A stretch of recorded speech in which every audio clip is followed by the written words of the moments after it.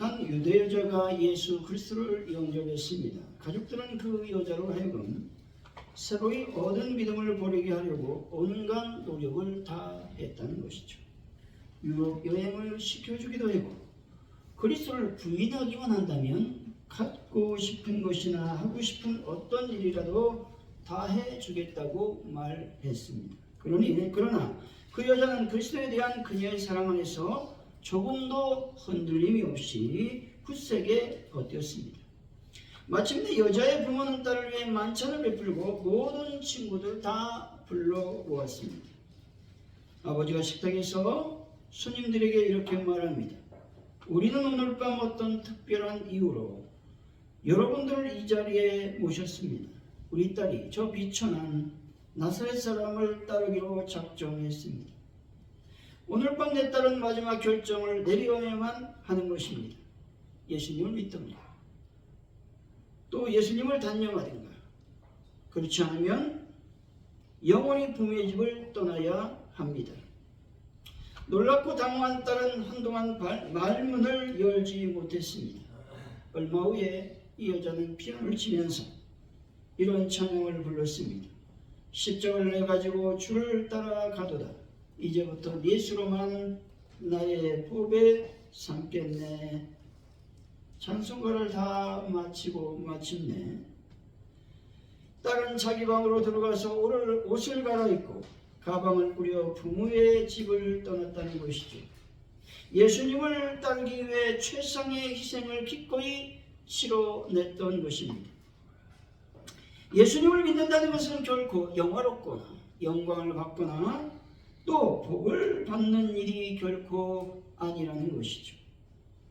예수님께서 걸어가신 고난의 길을 걷는 것이 예수님을 믿는 일인 것입니다. 디모데후서 1장 8절이죠. 그러므로 너는 내가 우리 주를 증언함과 또한 주를 위하여 갇힌 자 된 나를 부끄러워하지 말고 오직 하나님의 능력을 따라 복음과 함께 고난을 받으라 말씀합니다. 바울은 복음과 함께 고난을 받을 것을 말하고 있습니다. 이 말은 복음을 위하여 나와 함께 고난을 받으라는 말입니다. 또 이 말은 복음을 위하여 희생하라, 복음을 위하여 헌신하라, 복음을 위하여 죽음을 각오하라 라는 의미 있습니다.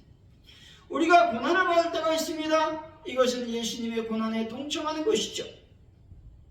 나 잘못이 아니라면, 내 잘못 때문에 고난받는 것이 아니라면, 또 죄 때문에 고난받는 것이 아니라면 이것은 반드시 예수님의 고난에 동참하는 고난인 것입니다. 이렇게 되면 하나님께서 공급하신 능력에 의해 그 고난을 능히 견딜 수 있게 된다는 것이죠. 지금까지 수많은 사람들이 예수님과 함께 고난에 동참했다는 사실을 우리들은 알고 있습니다. 주기철 목사님도 그랬고, 인대성 썬다신도 그랬고, 종교개혁자 마틴 루터 등 많은 선진들이 주님을 위해 목숨을 던졌습니다. 사랑하는 성도 여러분, 예수님을 믿는 분이라면 기꺼이 예수의 십자가를 입고 복음을 위하여 고난받는 분들이 다 되시기를 예수 이름으로 간절히 축원드립니다. 그렇다면 예수님은 어떤 분이시기에 이들은 왜 예수님과 함께 고난받는 것을 자처하며 복음을 전했을까요? 예수님은 과연 누구시겠습니까? 첫째로 예수님은 충성된 증인이셨기 때문에 이들은 고난을 받고 복음을 전했다는 것입니다. 5절이죠. 한번 읽어봅니다. 시작. 또 충성된 증인으로 죽은 자들 가운데서 온전하시고 땅의 임금들의 머리가 되신 예수 그리스도로 말미암아 은혜와 평강이 너에게 있기를 원하노라. 우리를 사랑하사 그의 피로 우리 죄에서 우리를 해방하시고. 아멘. 예수 그리스도는 자신의 생명을 드리기까지 하나님의 구속사역을 성취시킨 하나님의 충성된 종이었습니다. 증인이었습니다. 이사야서 55장 4절이죠. 보라, 내가 그를 만민에게 증인으로 세웠고 만민의 인도자와 명령자로 삼았나니 말씀합니다. 여기서 그는 메시아 예수 그리스도를 의미하죠.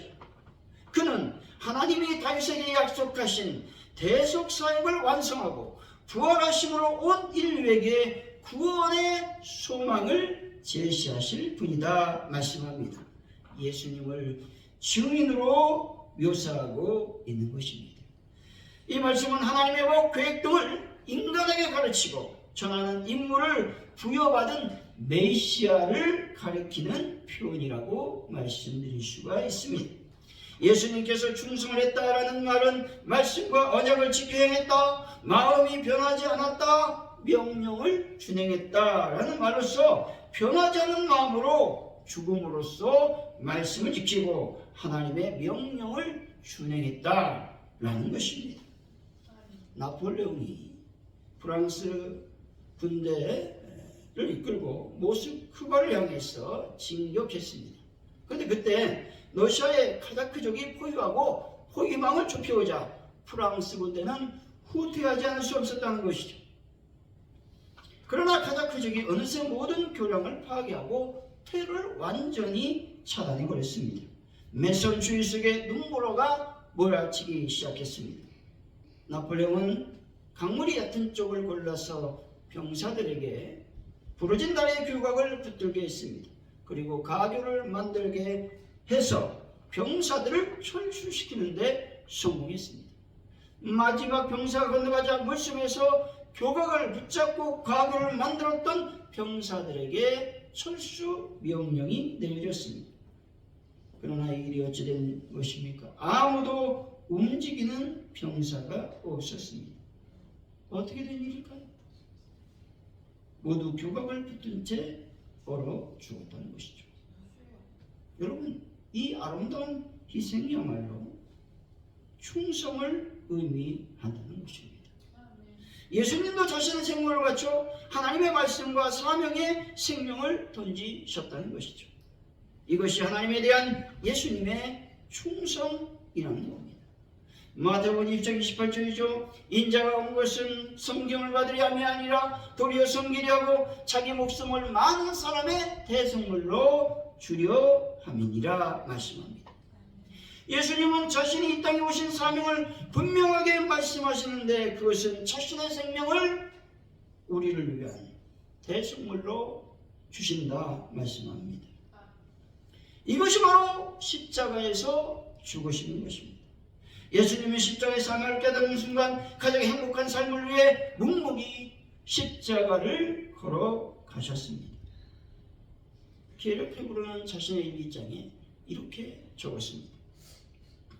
온 세계가 무너진다 해도 내가 꽉 붙들고 놓을 수 없는 인형, 내가 그것을 위해서 살고 그것을 위해 죽을 수 있는 사명을 나는 찾아야 된다 라고 말이죠.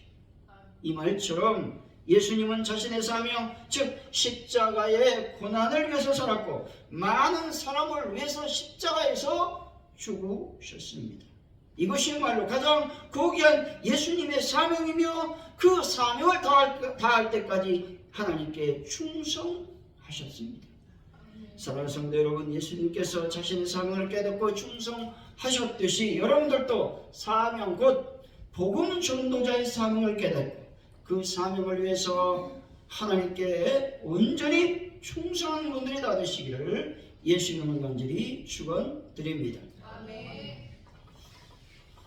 예수님은 어떤 분이실까요? 예수님은 알파와 오메가이신 것이죠.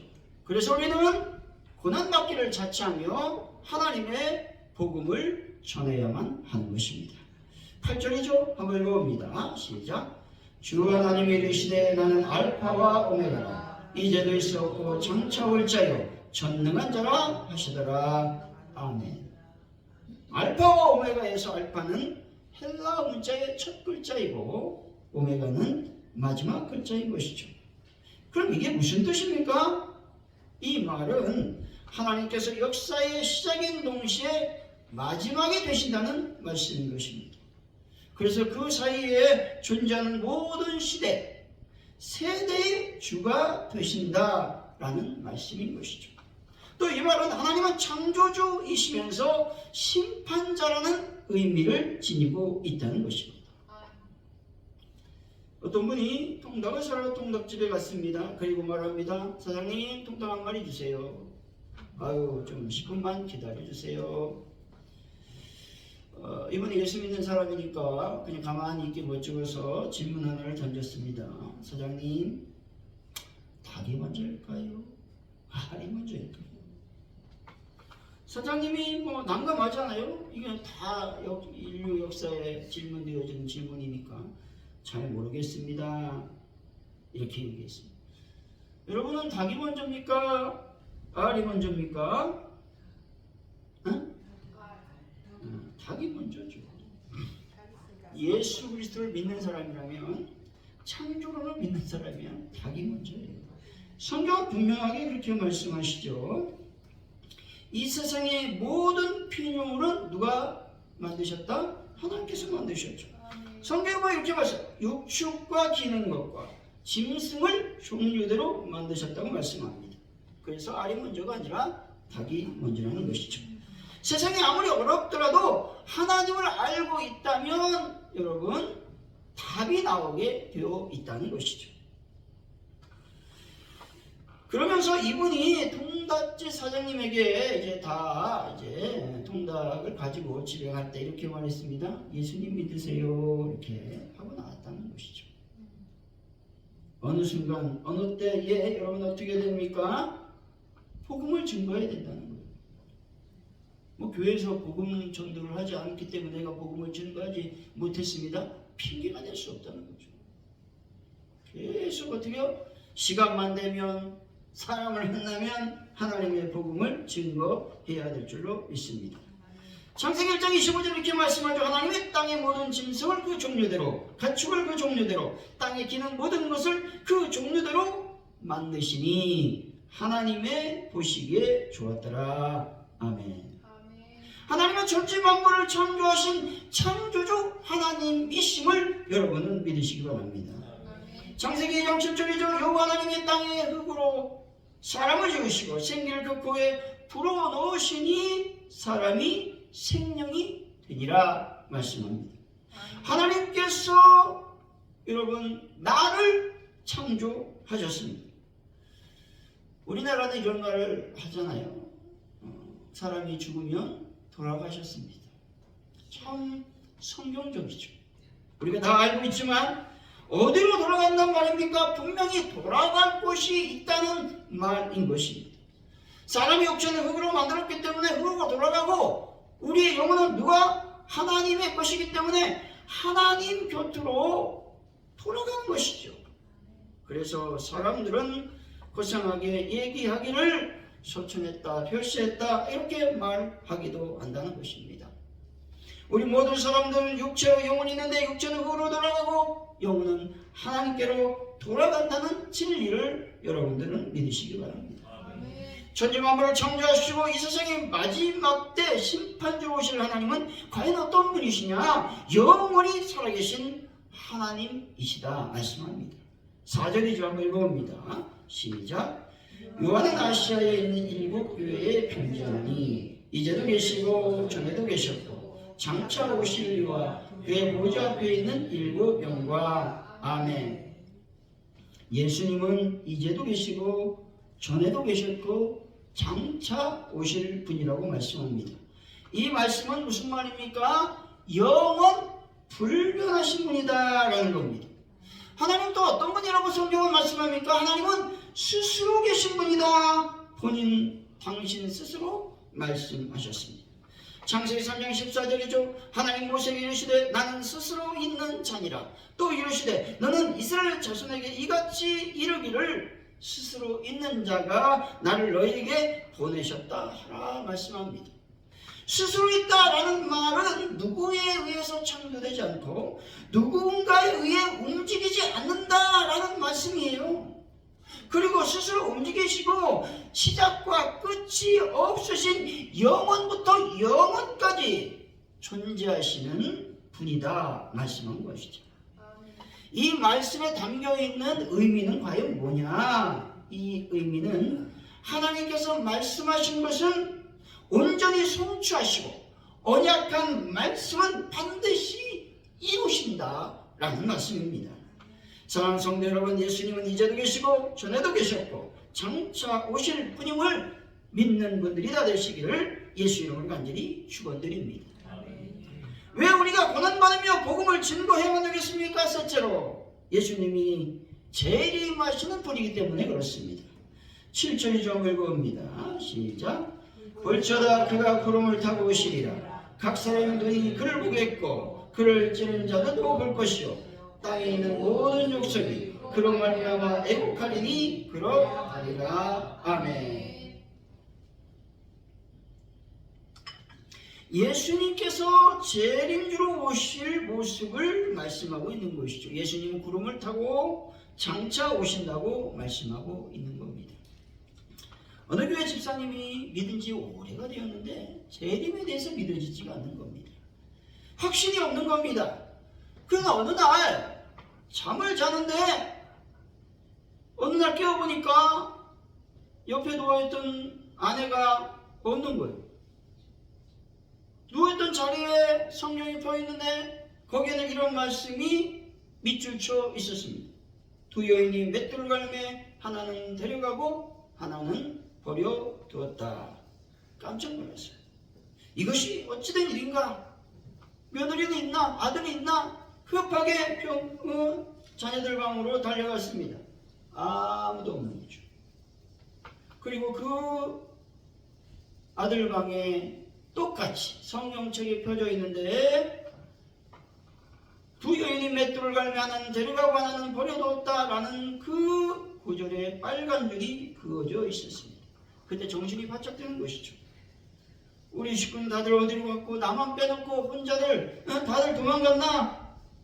그래서 교회 가서 목사님께 물어봐야 되겠다. 황급하게 교회에 갔더니 모든 교회 신자들이 모여갖고 목사님을 외워놓고 야단을 치는 겁니다. 아니 목사님, 교회 신자들은 다른 교회 신자들은 다 올라갔는데 우리 교회 교인들만 남아있으니 이거 어찌된 일입니까? 목사님이 재림에 대해서 분명하게 말씀하지 않아서 우리가 제대로 알지 못해서 준비하지 못해서 이렇게 있는데 어찌할 겁니까? 막 아웃을 치며 큰 소요가 벌어졌다는 것이죠. 잠꼬대였나 봅니다. 그때 부인이 여보 무슨 일이에요? 깨웠다라는 것이죠. 눈을 떠보니까 꿈이었는데 꿈을 깨고 나서 자기의 신앙을 돌아보았다는 것이죠. 그래서 예수님의 재림, 그 놀라운 진리를 온전하게 믿게 되었다라는 그 놀라운 사실인 것이죠. 여러분, 꿈을 꿔야 예수님의 재림했다는 사실을 믿으시겠습니까? 죽을 고비를 넘겨가야 예수님께서 재림하신다는 진리를 믿으시겠습니까? 아니라는 것이죠. 예수님을 나의 구주 나의 하나님으로 영접했다면 예수님께서 반드시 다시 오신다는 진리를 여러분들은 믿으시기 바랍니다. 사랑하는 성도 여러분, 예수님은 구름을 타고 다시 이 땅에 재림하신다는 놀라운 진리를 여러분들이 믿으시기를 바랍니다. 예수님은 충성된 주인이셨고 알파와 오메가시며 이 땅에 다시 오실 재림주이신 것이죠. 이 예수님을 나의 구주 나의 하나님으로 영접했다면 예수님은 우리들의 삶을 어떻게 인도하실까 하는 것입니다. 예수님은 우리의 삶을 평안하게 인도해 주신다는 것입니다. 5절 우리 하반절인데 예수 그리스도로 말미암아, 그때부터 그 시작부터 한번 읽어봅니다. 시작. 예수 그리스도로 말미암아 은혜와 평강이 있기를 원하노라. 우리를 사랑하사 그의 피로 우리 죄에서 우리를 대하시고. 아멘. 평강이 있기를 사도 요한은 말하고 있는데 여러분, 평강이 있으시기를 바랍니다. 마음이 평안해야 모든 것들이 여러분 순조롭게 진행이 된다는 겁니다. 신약성경 곳곳에서 이 말씀을 반복합니다. 그대로 고린도전서 1장 3절 하나님 우리 아버지와 주 예수 그리스도로부터 은혜와 평강이 있기를 원하노라 말씀합니다. 고린도서 1장 2절이죠. 하나님 우리 아버지와 주 예수 그리스도로부터 은혜와 평강이 있기를 원하노라 말씀합니다. 데살로니가후서 1장 2절이죠. 하나님 아버지와 주 예수 그리스도로부터 은혜와 평강이 너에게 있을지어다 말씀합니다. 에베소는 어떻게 말씀합니까? 2장 14절 그는 우리의 화평이신지라 둘로 하나를 만드사 원수된 것 중간에 막힌 담을 자기 육체로 거시고 말씀합니다. 우리의 화평이신지라 말씀하는 것이죠. 화평이란 말은 다른 말이 아니라 샬롬이란 말이죠. 샬롬이란 말은 우리가 잘 알고 있듯이 전쟁이나 적대 감정이 없어진다는 거예요. 그리고 인간의 삶의 총체적인 평안 또 행복을 의미한다는 겁니다. 사도 바울이 편지를 쓸 때에 평강이 있기를 원한다라고 수신자들에게 말하고 있는 것이죠. 고난이 있는 성도들에게 평강이 있기를 간구하고 있는 것이죠. 사도 바울은 빌립보 교인에게 골로새 교인들에게 에베소 교인들에게 동일하게 평강을 선포하고 있는 것입니다. 여러분들에게 예수 그리스도의 평강이 있으시기를 바랍니다. 암을 이겨낸 프로골퍼 스타였죠. 폴 에이징어라는 분이 있습니다. 1993년 PGA 메이저 대회에서 우승을 하고 트로피를 올리는데 어깨가 찢어지듯이 아픈 거예요. 정밀 검사를 해봤더니 암이라는 진단을 받았습니다. 충격이죠.